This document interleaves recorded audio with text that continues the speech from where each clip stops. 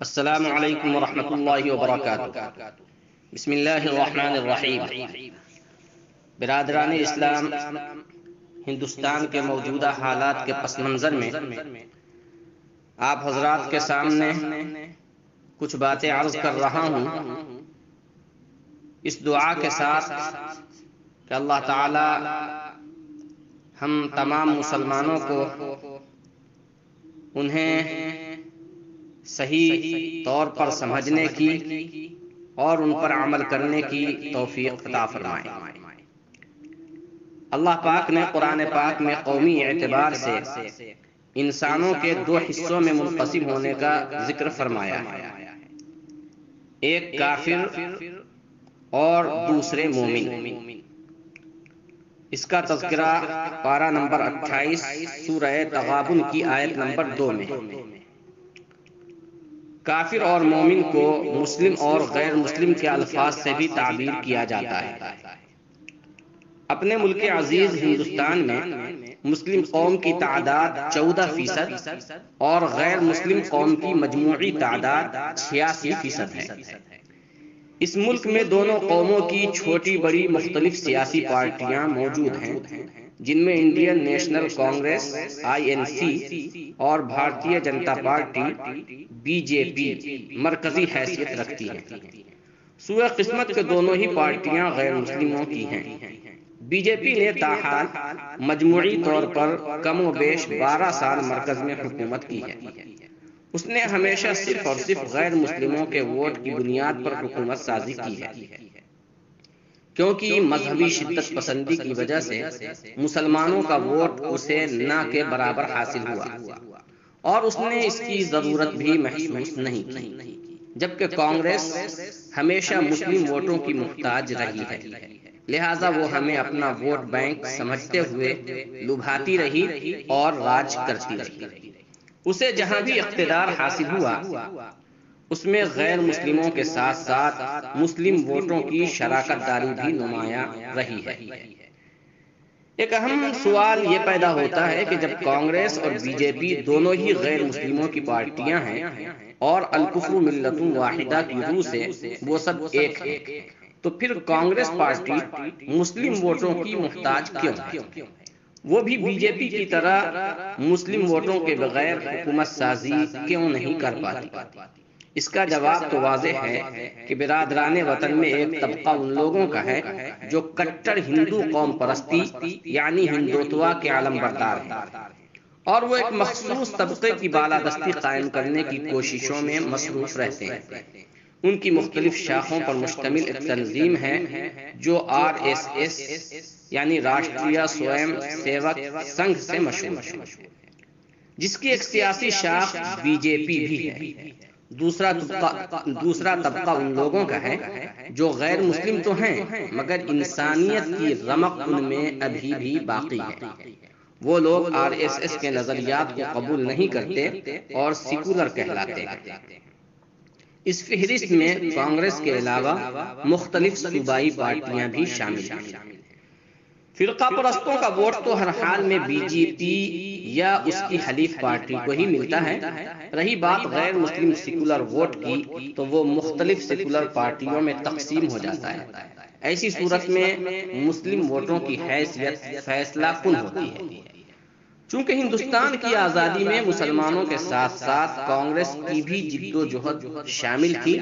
اور مرکزی طور پر BJP سے ڈٹ کر مقابلے کے لیے اس کے علاوہ کوئی اور بڑی سیکولر پارٹی نہیں ہے۔ اس وجہ سے مسلمان اپنے دینی، ملی اور سیاسی قائدین کی طرف سے ان کی تائید و حمایت کی بنیاد پر ہمیشہ اسے یا اس کی حلیف پارٹی کو ہی ووٹ دیتے رہے اور اسے حکومت حاصل ہوتی رہی۔ مگر چند سالوں میں ہندوتوا کی زہریلی ہوا سے بہت سے سیکولر برادران وطن بھی متاثر ہو گئے۔ نتیجتاً سیکولر پارٹیوں کے حق میں مسلمانوں کے اتحاد کے باوجود BJP اقتدار حاصل کرنے میں کامیاب ہو گئی، اس نے مختصر سی مدت میں جس طرح فرقہ پرستی اور مسلم دشمنی کا مظاہرہ کرتے ہوئے مسلمانوں سے متعلق ملکی اور اسلامی قوانین میں رد و بدل کیا، نیز عبادت خانے کو بت خانے میں تبدیل کرنے کا قانونی جواز فراہم کیا، اور اس ملک سے مسلمانوں کے وجود کو ختم کرنے کے لیے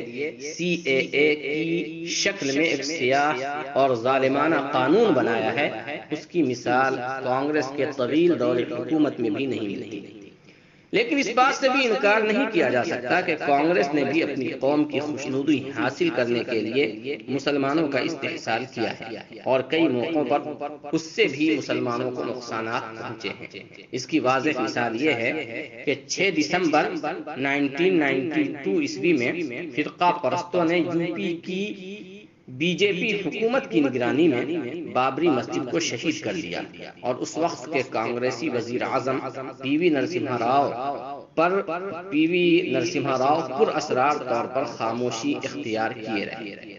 لیکن اتنی بات ضرور ہے کہ کانگریس وغیرہ نے مسلمانوں کو یہاں کا ناگرک اور شہری سمجھا، اور مجموعی طور پر یہاں سے ہمارے وجود کو ختم کرنے یا ہماری شہریت کو مشکوک بنانے کی کوئی کوشش نہیں کی۔ تاہم اب تک کے تجربے سے یہ بات بھی دن کی روشنی کی طرح ظاہر ہے کہ غیر مسلم سیکولر پارٹیوں کو ہمارا وجود تو منظور ہے، پر ہم سے مذہبی اختلاف کی بنا پر ہماری قیادت منظور نہیں، اور فرقہ پرستوں کو تو اسلام اور مسلمانوں کا وجود ہی منظور نہیں ہے۔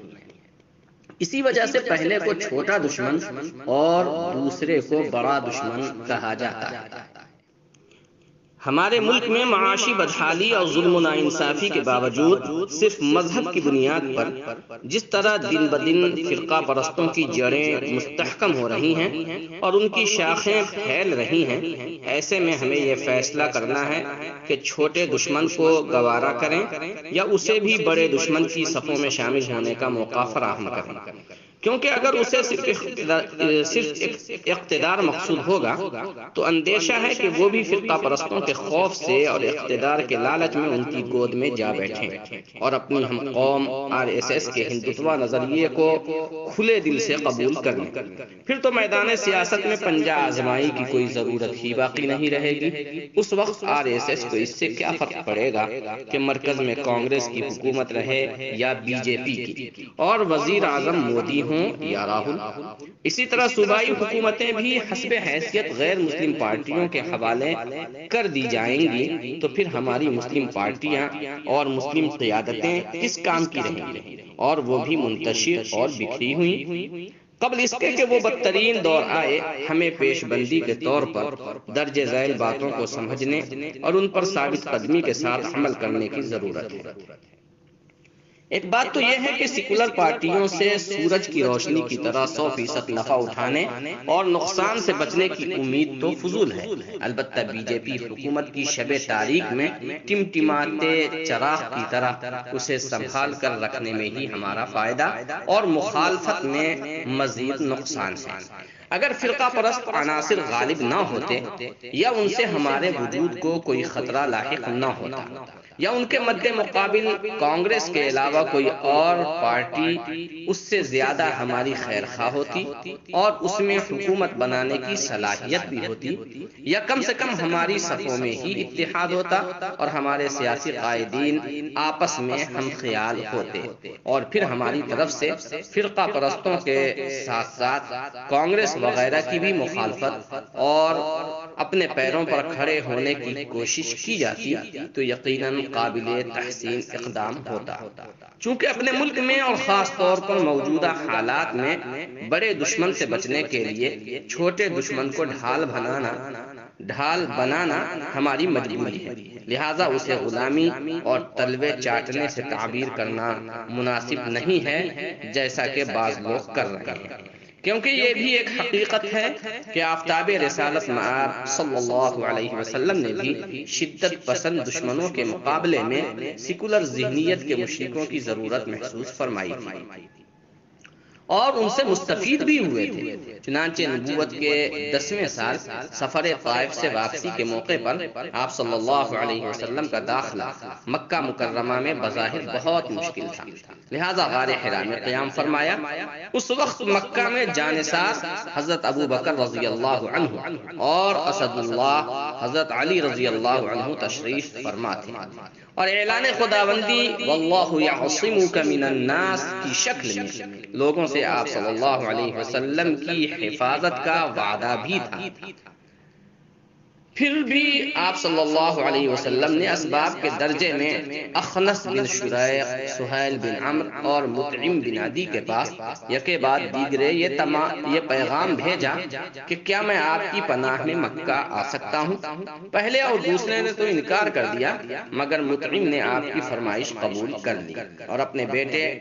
اور قوم کے لوگوں کو بلا کر یہ حکم دیا کہ ہتھیار لگا کر حرم کے دروازے پر کھڑے رہیں۔ میں نے محمد صلی اللہ علیہ وسلم کو پناہ دی ہے، اور خود بھی اونٹ پر سوار ہو کر حرم کے پاس آ کھڑے ہوئے اور پکار کر کہا کہ اے گروہ قریش، میں نے محمد صلی اللہ علیہ وسلم کو پناہ دی ہے، کوئی ان سے تعرض نہ کرے۔ اس طرح آپ صلی اللہ علیہ وسلم بسلامت حرم میں تشریف لائے، حجر اسود کو بوسہ دیا اور طواف کر کے بطور شکرانہ ایک دوگانہ ادا فرمایا۔ گھر تشریف آوری تک مطعم اور ان کے بیٹے آپ صلی اللہ علیہ وسلم کی حفاظت کرتے رہے۔ مطعم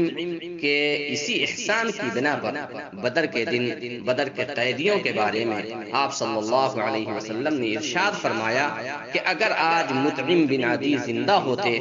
اور ان گندوں کے بارے میں مجھ سے سفارش کرتے تو میں ان کی رعایت میں ان سب کو رہا کر دیتا۔ تلخیص از فتح الباری شرح صحیح بخاری بضمن حدیث نمبر 4024 اور سیرت مصطفیٰ صلی اللہ علیہ وسلم جلد 1 صفحہ 276 تا 277، مکتبہ احسان لکھنؤ، بحوالہ طبقات ابن سعد، زاد المعاد، عیون الاثر۔ دوسری بات یہ ہے کہ سیکولر پارٹیوں کی حمایت کریں، مگر اس حقیقت سے بھی آگاہ رہیں کہ کچھ فرقہ پرست گھس بیٹھی بھی وہاں موجود ہیں جو آئے دن بی جے پی کی حمایت میں پلٹی مارتے رہتے ہیں۔ لہٰذا آنکھیں موند کر نہ رہیں، بلکہ دائیں اور بائیں پر نظر بھی رکھیں اور مستقبل کے لیے کوئی ٹھوس راہ عمل بھی تیار کریں۔ اس کے لیے سب سے زیادہ ضروری مسلمانوں کا عملی اتحاد ہے، جو شریعت کا حکم بھی ہے، لیکن وہ اتحاد نہیں جو صرف مسلمانوں کے مفاد میں ہو، بلکہ وہ اتحاد جو پوری انسانیت کے نفع و نقصان کو سامنے رکھتے ہوئے کیا جائے، کیونکہ اعلان خداوندی کے مطابق ہماری پیدائش صرف مسلمانوں کے لیے نہیں بلکہ پوری انسانیت کے لیے ہوئی ہے۔ سورہ آل عمران آیت نمبر 110۔ جب اس جذبے کے ساتھ اتحاد ہوگا تو ہمارا نفع بھی تمام انسانوں میں عام ہوگا اور نقصان سے بھی ہر ایک کی حفاظت ہو جائے گی۔ لہذا بہتر ہوگا کہ پورے ملک میں اپنی جتنی بھی سیاسی پارٹیاں ہیں ان کے قائدین پورے اخلاص، دور اندیشی اور ہوش مندی کے ساتھ بلا خوف و خطر آپسی ملاقات و مذاکرات کا سلسلہ شروع کریں، اپنی اپنی پارٹی کو باقی رکھتے ہوئے یا بعض کو بعض میں ضم کر کے سیاسی طور پر متحد ہوں۔ جس طرح سیکولر پارٹیوں نے مسلمانوں کو اپنی پارٹیوں میں شامل کیا ہے، اسی طرح وہ بھی برادران وطن کو شریک کریں، مشوروں میں بزرگان دین اور باعمل علماء کرام کو بھی مدعو کریں کہ وہ انبیاء کرام علیہ السلام کے وارث ہیں۔ پھر رضا الہی کی خاطر باہمی مشورے سے ذاتی مفاد سے اوپر اٹھ کر اور پوری انسانیت کے مفاد میں اپنا ایک مرکزی سیاسی قائد بھی منتخب کریں اور ایک متفقہ سیاسی منشور بھی بنائیں اور جاری کریں، تاکہ مسلم قیادت اور طریقہ سیاست کے حوالے سے ملت اسلامیہ میں جو اضطراب و بے چینی کا ماحول قائم ہے اور نامناسب بیان بازی کا سلسلہ بھی جاری ہے، ان کا سدباب ہو سکے اور تمام مسلمان پورے وثوق اور اعتماد کے ساتھ اپنے متحدہ ایجنڈے کے مطابق متحد ہو کر خود بھی کام کریں اور برادران وطن کو بھی اس سے جوڑنے کی کوشش کریں۔ یہ بات بھی ذہن میں رہے کہ تقدیر اگرچہ ایک اٹل حقیقت ہے، مگر ہم لوگ تو تدبیر کے مکلف ہیں اور کامیابی کا مالک اللہ ہے۔ اس لیے تدبیر اختیار کرنے کے بعد ہمیں اللہ ہی پر بھروسہ رکھنا چاہیے۔ وَعَلَى اللَّهِ فَلْيَتَوَكَّلِ الْمُؤْمِنُونَ وَمَا عَلَيْنَا إِلَّا الْبَلَاغُ الْمُبِينُ۔